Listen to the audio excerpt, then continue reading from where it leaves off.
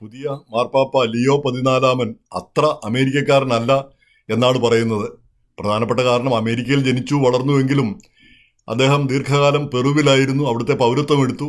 അവിടെ അഗസ്റ്റീനിയൻ സന്യാസ സഭയിൽ അംഗമായിരുന്നു. പിന്നീട് അദ്ദേഹം അവിടുത്തെ ബിഷപ്പായി. അതിനുശേഷമാണ് അദ്ദേഹത്തെ റോമിലേക്ക് കൊണ്ടുവന്നും റോമിൽ ഈ ആഗോളതലത്തിൽ ബിഷപ്പുമാരെ കണ്ടെത്തുന്നതിനുള്ള ഡിക്കാസ്റ്ററിയുടെ തലവനായി നിയമിക്കുന്നതും ഏറ്റവും പ്രധാനപ്പെട്ട ഒരു ചുമതലയാണത്.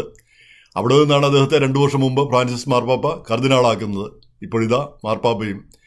അപ്പം ഇദ്ദേഹം മാർപ്പാപ്പയായി തെരഞ്ഞെടുക്കപ്പെട്ട ഉടനെ പെറൂവിയൻ പ്രസിഡന്റ് പ്രഖ്യാപിച്ച അദ്ദേഹം പെറൂവിയൻ മാർപ്പാപ്പയാണ്.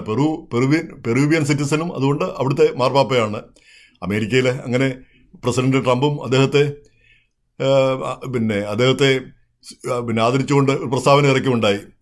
എന്തായാലും ഇന്നിപ്പോൾ ന്യൂയോർക്ക് ടൈംസിലെ ഒരു റിപ്പോർട്ടിൽ പറയുന്നു, പ്രധാനമായിട്ട് പറയുന്നത് ഇതാണ്: ഇനി മുതൽ പ്രസിഡന്റ് ട്രംപ് അല്ലാതെ ഏറ്റവും പ്രധാനപ്പെട്ട അമേരിക്കക്കാരൻ. ആ സ്ഥാനം പോപ്പ് ലിയോയ്ക്ക് കൈമാറപ്പെട്ടു എന്നുള്ള രീതിയിലാണ് അദ്ദേഹം എഴുതിയിരിക്കുന്നത്. അതുപോലെ തന്നെ അത് പോപ്പ് ലിയോയുടെ പല നയങ്ങളെപ്പറ്റിയും അദ്ദേഹം സംസാരിക്കുകയുമുണ്ടായി, ഈ ലേഖനത്തിൽ സംസാരിക്കുകയുമുണ്ടായി.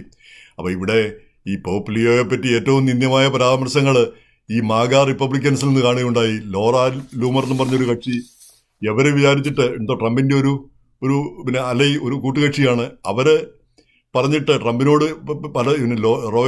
ലോയൽറ്റി പോരാ എന്ന് പറഞ്ഞ് കാര്യപ്പെട്ട കുറേ ആളുകളെയൊക്കെ പിരിച്ചുവിടുന്നതിനൊക്കെ അവർക്ക് കഴിഞ്ഞു. അത്രയ്ക്ക് സ്വാധീനമുള്ള സ്ത്രീയാണ്. അവർ പറഞ്ഞിരിക്കുന്നത് ഈ Pope he's anti Trump, anti MAGA, pro open borders and total Marxist like Pope Francis. എന്നിട്ട് അവർ പറയുന്ന Catholics don't have anything good to look forward to, just another Marxist puppet in the Vatican. അങ്ങനെയൊക്കെ പറയാനുള്ള അവകാശം അവർക്ക് ഉണ്ടോ? ഇത്രയും ധിക്കാരമായിട്ട് ഒരാളെ മാർക്സിസ്റ്റ് എന്നൊക്കെ വിളിക്കാനായിട്ട് അത് ഡീഫമേഷനാണ് ശരിക്കും പറഞ്ഞാൽ. അങ്ങനെ പറയാനോ അത് കത്തോലിക്കാ സഭയുടെ പരമോന്നത നേതാവിനെ ഇത്ര ആക്ഷേപകരമായിട്ട് സംസാരിക്കാനായിട്ട് ആ സ്ത്രീക്ക് എങ്ങനെ ധൈര്യം വന്നത് എനിക്ക് അറിഞ്ഞുകൂടാ. അതാണ് ഇപ്പോഴത്തെ ഒരു കാലാവസ്ഥ. ഈ മാർപ്പാപ്പ പല കാര്യങ്ങളും പറഞ്ഞു. അപ്പോൾ അതിൻ്റെ പേരിൽ ആ ഫെഡറലിസ്റ്റ് എന്ന് പറഞ്ഞ തീവ്ര വലതുപക്ഷ ആ പ്രസ്ഥാനം ആ പത്രവും മാർപ്പാപ്പയ്ക്കെതിരെ ആക്ഷേപിക്കുകയുണ്ടായി. ജോർജ് ഫ്ലോയിഡിന് അനുകൂലമായിട്ട് മാർപ്പാപ്പ പറഞ്ഞു. ജോർജ് ഫ്ലോയിഡിനെ പിന്നെ തലയ്ക്ക് കഴുത്തിന് കാലുകൊണ്ട് ഞെക്കിപ്പിടിച്ച് ഒരു പോലീസുകാരൻ കൊല്ലുമ്പോൾ മാർപ്പാപ്പ പിന്നെ എങ്ങനെ പറയണം?